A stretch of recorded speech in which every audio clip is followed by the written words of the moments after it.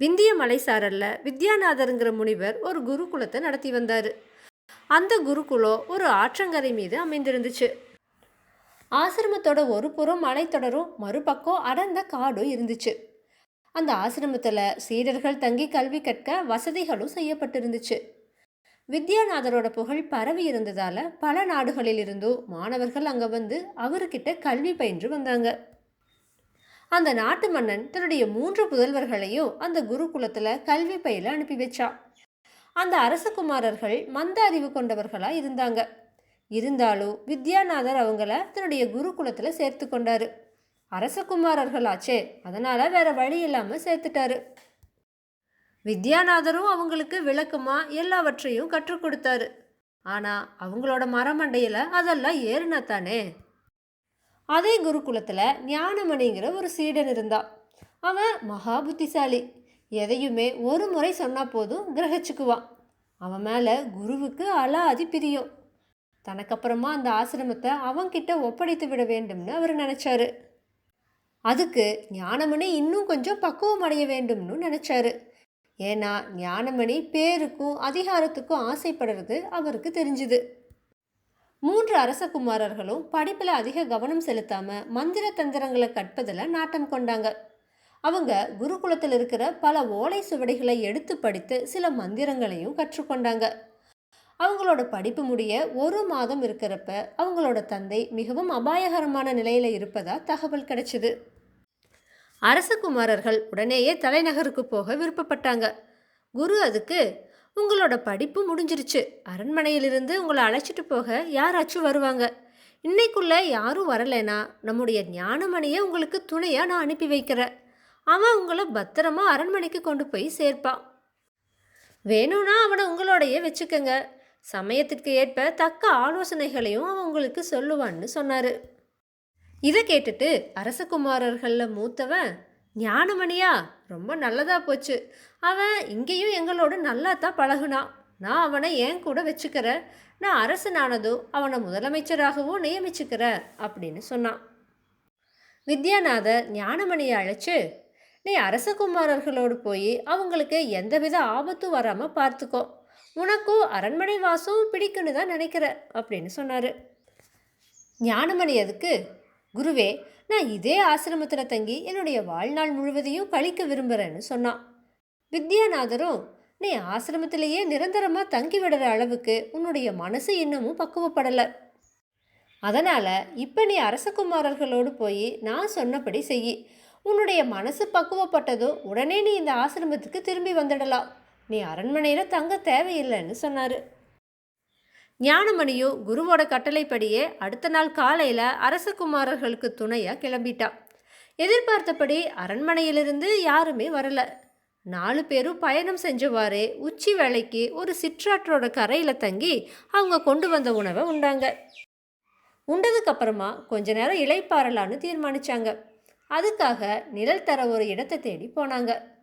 கொஞ்ச தூரத்திலேயே அப்படி ஒரு மரம் கிடைச்சதுனால 4 பேரும் அங்கே போய் இளைப்பாருனாங்க. அப்போ கடைக்குட்டி அரசகுமாரன் கொஞ்சம் தூரத்தில் சில எலும்புகள் கிடப்பதை பார்த்தான். உடனே அவன், இதெல்லாம் ஏதோ ஒரு சிங்கத்தோட எலும்புகள் மாதிரி தெரியுது. என்னோட மந்திர சக்தியால் இதையெல்லாம் ஒன்று சேர்த்து சிங்கத்தோட எலும்பு கூட்டை உருவாக்குற அப்படின்னு சொன்னான். அப்போ 2வது அரசகுமாரன், நீ சிங்க உடல் எலும்பு கூட்டை உருவாக்குனா நான் என்னோட மந்திர சக்தியால் அதுக்கு நரம்புகளும் தசைகளும் வர செய்கிறேன்னு சொன்னான். இதையெல்லாம் கேட்ட மூத்த அரசகுமாரனோ, நீங்கள் 2 பேரும் அப்படி செஞ்சிட்டா நான் என்னோட மந்திர சக்தியால் அதுக்கு உயிர் வரும்படி செய்யறேன். நம்ம எல்லோரும் அது மேலே அமர்ந்து கம்பீரமாக தலைநகருக்குள்ளே போய் எல்லோரையும் திகைக்க வைக்கலாம்னு சொன்னான். அவங்க 3 பேரும் இப்படி சொன்னதை கேட்டுட்டு ஞானமணி அவங்க கிட்ட, இது என்ன விபரீத விளையாட்டு? சிங்கத்துக்கு உயிர் வந்துட்டா அது நம்ம சும்மா விட்டுடுமா என்ன? எல்லோரையும் கொன்னுடுமே. அதனால் இப்படியெல்லாம் செய்ய வேண்டாம். நம்ம பேசாமல் நம்ம வழியை பார்த்துட்டு போயிடுவோம் அப்படின்னு சொன்னான். இதை கேட்ட மூத்த அரசகுமாரனோ, முடியவே முடியாது. நான் சிங்கத்துக்கு உயிர் கொடுத்தா அது நம்மளை எதுவும் செய்யாது. நமக்கு நன்றி செலுத்தும். நம்ம சொல்கிறபடியெல்லாம் அது செய்யும். நமக்கு அடங்கிடும். ஞானமணி, உனக்கு பயமாக இருந்தா நீ இந்த மரத்து மேலே ஏறி உட்கார்ந்துட்டு வேடிக்கை பாரு அப்படின்னு சொன்னான். ஞானமணியும் அவங்களுக்கு எத்தனை சொன்னாலும் புத்தியில் ஏறாதுன்னு நினச்சிட்டு பக்கத்தில் இருந்த ஒரு மரத்து மேலே ஏறி ஒரு வலுவான கிளை மேலே அமர்ந்துட்டான். முதல்ல கடைசி அரசகுமாரன் தனக்கு தெரிந்த மந்திரத்தை உச்சரித்து சிங்க உடல் எலும்பு கூட்ட உருவாக்குனான். இரண்டாவது அரசகுமாரன் தனக்கு தெரிந்த மந்திரத்தால் அதுக்கு நரம்புகளும் தசைகளும் வரும்படி செஞ்சான். மூத்த அரசகுமாரன் தன்னுடைய மந்திர சக்தியால் அதுக்கு உயிர் வரும்படி செஞ்சான். அவ்வளவுதான். சிங்கம் உயிர் பெற்றதும் பயங்கரமாக கர்ஜித்துட்டு அந்த மூவர் மீதும் பாயறதுக்கு தயாராச்சு. அப்ப ஞானமணி கிளை மீது இருந்தவாறே சிங்கம் பேசுகிற மொழியில், சிங்கமே கொஞ்சம் நில், நான் சொல்வதை சற்று கேள் அப்படின்னு உரக்க கூவுனான். சிங்கமும் குரல் வந்த திசையை பார்த்துச்சு. அப்ப ஞானமணி சிங்கத்தை பார்த்து, சிங்கமே, எனக்கு மிருகங்கள் பேசுகிற மொழிகள் தெரியும். உனக்கு உரு கொடுத்து உயிர் கொடுத்தவர்களையா நீ கொல்லப் போகிறாய்? இது நியாயமா அப்படின்னு கேட்டான். அதை கேட்ட சிங்கம் தன்னுடைய சீற்றத்தை மட்டுப்படுத்திட்டு, என்னை மன்னிச்சிடு, இவங்க தான் எனக்கு உரு கொடுத்து உயிர் கொடுத்தவங்கன்னு எனக்கு தெரியாது. எனக்கு அவங்க உயிரை கொடுத்ததோடு மட்டும் இல்லாமல் என்னோட நீண்டகால பசியையும் கிளப்பி விட்டுருக்காங்க. அந்த பசி பல நூற்றாண்டுகளுக்கு முன்னாடி ஏற்பட்ட பசின்னு சொல்லுச்சு. ஞானமணியும் சிங்கமும் இப்படி பேசிட்டு இருக்கும்போதே 3 அரசகுமாரர்களும் அங்கிருந்து ஓடி போயிட்டாங்க. ஆனால் சிங்கமும் ஞானமணியும் நல்வினை, தீவினை, நியாயம், அநியாயம் இதை பற்றியெல்லாம் நீண்ட வாக்குவாதத்தில் இறங்கிட்டாங்க. முடிவில் அந்த சிங்கம், ஒரு புறம் பார்த்தா என்னை உயிர் பெற்ற அரசகுமாரர்களை நானே கொன்று தின்பது சரியில்லதா? உயிர் விலை மதிப்பற்றது. நான் என்னுடைய பசியை போக்கிக் கொள்ளலைன்னா என்னோட உயிரே போயிடும். இப்போ நான் அலைஞ்சு திரிஞ்சு வேறு மிருகங்களை வேட்டையாடுற நிலையிலும் இல்லை. அதனால் என்னுடைய கண்ணெதிரில் பார்த்த உயிரினத்தை கொல்லணும். அதனால் அரசகுமாரர்கள் தான் என்னுடைய உணவுன்னு சொல்லுச்சு. ஞானமணி அப்ப, உன்னோட கண்ணெதிரில் நான் இருக்க, என்ன கொண்டு சாப்பிடு. ஆனால் அரசகுமாரர்களை எதுவும் செய்யாத. ஏன்னா அவங்கள காப்பாற்றுற பொறுப்பை நான் ஏற்று வந்திருக்க. அதனால் என்னோட உடலை கொடுத்து உன்னை காப்பாற்றுறேன்னு சொன்னான். சிங்கம் உடனே, சரி, உயிரினங்கள் உயிரோடு இருக்கிறதுனால என்ன பயன்னு கேட்டுச்சு.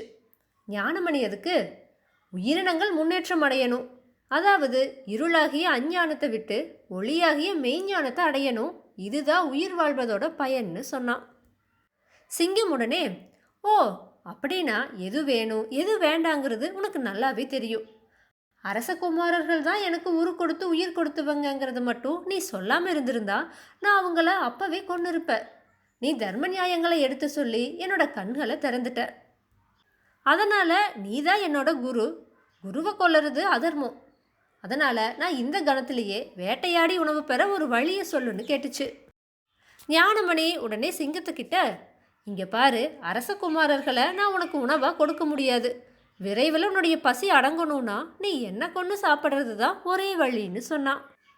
இதுக்குள்ள ஓடிப்போன அரசகுமாரர்கள் 2 வேடர்களை தம்மோடு அழைச்சிட்டு சிங்கம் இருந்த அந்த இடத்துக்கு வந்தாங்க. வேடர்கள் சிங்கத்தை பார்த்ததும் அம்புகளை எய்து அதை கொண்டுட்டாங்க. ஞானமணி அவங்கள தடுக்கிறதுக்குள்ள அது நொடி பொழுதுல நடந்து முடிஞ்சிருச்சு. இப்படி நடக்கும்னு ஞானமணி கொஞ்சம் கூட எதிர்பார்க்கல. தான் சிங்கத்தோடு பேசிட்டு இருக்கிறப்ப அது கொல்லப்பட்டதை பார்த்து அவன் ரொம்பவுமே மனசு வருத்தப்பட்டான். அவனால் அரசகுமாரர்களை கடிந்து கொள்ளவும் முடியலை. நடந்தது நடந்தது தானே, அதை அவனால் மாற்ற முடியாதே. சிங்கம் இறந்ததை பார்த்துட்டு அரசகுமாரர்கள் ஆனந்தம் அடைஞ்சாங்க. ஞானமணி மரத்திலிருந்து இறங்கி வந்ததும் மூத்த அரசகுமாரன் அவன்கிட்ட, நாங்கள் உனக்கு நன்றியை செலுத்துகிறோம், நம்பினவர்களை எப்படி காப்பாற்றணுங்கிறத நீ நன்கு அறிந்திருக்கிற அப்படின்னு சொன்னான். ஞானமணி அப்ப, இல்லை இல்லை, எனக்கு எதுவுமே தெரியாதுன்னு சொன்னான். அப்போ அந்த அரசகுமாரன், ஆஹா, என்ன தன்னடக்கம், என்ன பணிவு, நீ செஞ்ச உதவியை எவ்வளவு வேணும்னாலும் பாராட்டலாமே. உன்னை முதலமைச்சராக இல்லை, என் நாட்டோட ஒரு பகுதியில் சிற்றரசனாக்கிற. என்னோட நாட்டில் உனக்கு இணையாக எந்த சிற்றரசனும் இருக்க மாட்டா. நீ 3 அரசகுமாரர்களை காப்பாற்றியதுங்கிறது ஒரு சாதாரணப்பட்ட விஷயமா என்ன அப்படின்னு சொன்னான். ஞானமணி ஒரு கணம் யோசிச்சு பார்த்துட்டு, நீ எனக்கு கொடுக்குற இந்த செல்வம் என்ன பரம ஏழையாக்குது. நீங்கள் உங்களை காப்பாற்றி அரண்மனைக்கு சேர்க்க இந்த 2 வேட்டைக்காரர்களையும் கூடவே அழைச்சிட்டு போங்க. நான் என் குருநாதரோட ஆசிரமத்துக்கே திரும்பி போகிறேன்னு சொல்லிட்டு அவங்கள அனுப்பி வச்சுட்டு ஆசிரமத்துக்கே திரும்பி போனான். வேதாளம் இந்த கதையை விக்ரமாதித்தன் கிட்ட சொல்லி, மன்னனே, ஞானமணி அரசகுமாரர்களை சிங்கத்திடமிருந்து காப்பாற்றியது உண்மைதானே? தன்னை நம்பியவர்களை காப்பாற்றவில்லை என அவன் கூறியது பொய்தானே? மேலும் புகழும் அதிகாரமும் செல்வமும் பெற அவன் ஆசைப்பட்டவன்தானே? அரசகுமாரன் ஞானமணிக்கு பணமும் பதவியும் அந்தஸ்தும் அளிப்பதாக கூறியும் அதனை அவன் ஏற்காதது அவனுடைய இயல்பிற்கு நேர்மாறாகத்தானே இருக்கிறது. அது தன்னை ஏழையாக்கி விடுமென அவன் கூறியதும் சரியா? என்னுடைய இந்த கேள்விகளுக்கு சரியான பதில்கள் தெரிந்திருந்தும் நீ கூறாவிட்டால் உன்னுடைய தலை சுக்கு நூறாக வெடித்து விடும்னு சொல்லுச்சு. இதை கேட்ட விக்ரமாதித்தன் வேதாளத்துக்கிட்ட, பசியோடு இருந்த சிங்கத்திடமிருந்து ஞானமணி அரசகுமாரர்களை காப்பாற்றியது உண்மையே. ஆனால் வாதம் புரிந்து தன்னை நம்பும்படி செய்த அவன் சிங்கத்தை காப்பாற்ற முடியாது போனானே. அதனால்தான் நம்பினவர்களை காப்பாற்றியது பற்றி தனக்கு எதுவும் தெரியாது என அவன் கூறினான்.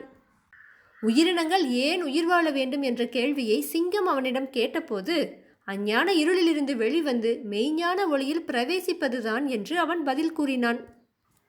இந்த பதில் அவனுக்கு தன் வாழ்வின் குறிக்கோள் என்ன என்பதை உணர்த்திவிட்டது. அதனால்தான் அவன் ஆசிரமத்துக்கு திரும்பி சென்றான்.